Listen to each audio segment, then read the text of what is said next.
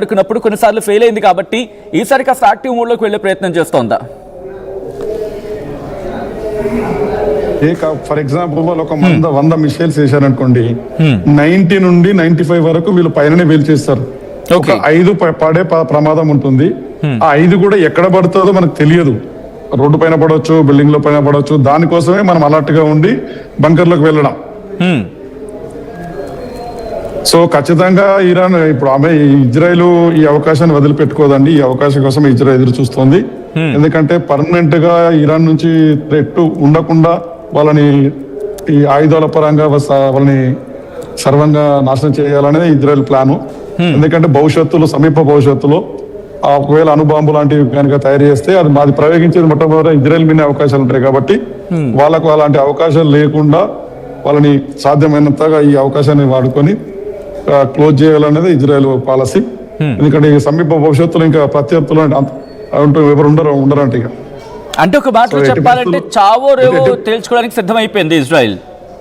100%. ఇప్పుడే కాదండి, ఇజ్రాయెల్ ఎప్పుడైనా గుర్తుంచుకోండి, ఎదుటి వాళ్ళు ఫర్ ఎగ్జాంపుల్ చెప్తానండి, మీరున్నారు, మీరు నన్ను కొట్టడానికి వస్తున్నారు లేదా కొట్టే ఆలోచన చేస్తున్నారు నాకు అర్థమైన రోజున మీరు రాకముందే మిమ్మల్ని కొట్టేస్తారు. ఆ టైప్ ఇజ్రాయెల్. కొట్టిన తర్వాత కాదు, ఇజ్రాయెల్ పాలసీ ఏంటంటే కొట్టిన తర్వాత అటాక్ చేయడం కాదు, కొట్టే ఆలోచనలో ఉన్నారు, ప్లాన్ చేస్తున్నారు అని తెలిస్తేనే కొట్టేసి వస్తుంది. ఇంకా కొట్టేదాకా చూడదు అట్లా. సో కాబట్టి సమీప భవిష్యత్తులో ఇరాన్ నుంచి వాళ్ళకు ప్రమాదం ఉంటుంది, వాళ్ళు న్యూక్లియర్ కనుక వాళ్ళు సక్సెస్ అవుతాయి. కాబట్టి ఆ సక్సెస్ కాకుండా ఉండడం కోసం ఎన్ని విధాలు ఎంత చేయాలో అంత ఖచ్చితంగా ఇజ్రాయెల్ చేసి తీరుతుంది, వెనకడుగు వేయదు. ఇప్పుడు ఏంటంటే ఆల్రెడీ డైరెక్ట్ అమెరికా ఇన్వాల్వ్ అయింది కాబట్టి ఇంకెక్కువ ముందుకెళ్తుంది ఇజ్రాయెల్.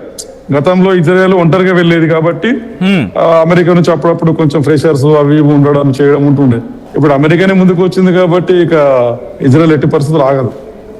ఇది ఇజ్రాయెల్ మ్యాండేటరీ అండి, అమెరికా మ్యాండేటరీయా? ఒక విధంగా మాట్లాడుకోవాలంటే ఇజ్రాయెల్ మ్యాండేటరీ. ఎందుకని? వీళ్లకు ఏదైనా భవిష్యత్తులో ప్రమాదం ఉంటే ఇరాన్ నుంచే ఉంటుంది, ఇంకా వేరే దేశం నుంచి ప్రమాదం లేదు. ఇప్పుడు ఇజ్రాయెల్ చుట్టుపక్కల ఉన్న తీవ్రవాదులు ఏవైతున్నాయో, ఇప్పుడు హమాస్ గానీ, హిజ్బుల్లా, హూతీ లాంటి ఇట్లా ఉన్నాయో, వీటన్నింటినీ పెంచి పోషిస్తున్నది బ్యాక్గ్రౌండ్ లో ఆర్థికంగా ఆయుధాల పరంగా ఇరానే కదా పరోక్షంగా. సో కాబట్టి డైరెక్ట్ వాళ్ళనే కొట్టేసినాం అనుకో, ఈ ఆయుధ సప్లై ఆగిపోతుంది, డబ్బులు పంపించడం ఆగిపోతుంది. కాబట్టి వాళ్ళు ఖచ్చితంగా ఇరానే. బట్ అంటే ఇరాన్కి సంబంధించి కూడా ఒక వార్నింగ్ ఇచ్చుకుంటూ వచ్చింది, మీరెవ్వరూ ఊహించినంతగా మేము కొట్టే ప్రయత్నం చేస్తామని చెప్పి. ఆ విషయంలో ఏమైనా భయపడే ప్రయత్నం జరుగుతుందా ఇజ్రాయెల్కి సంబంధించి?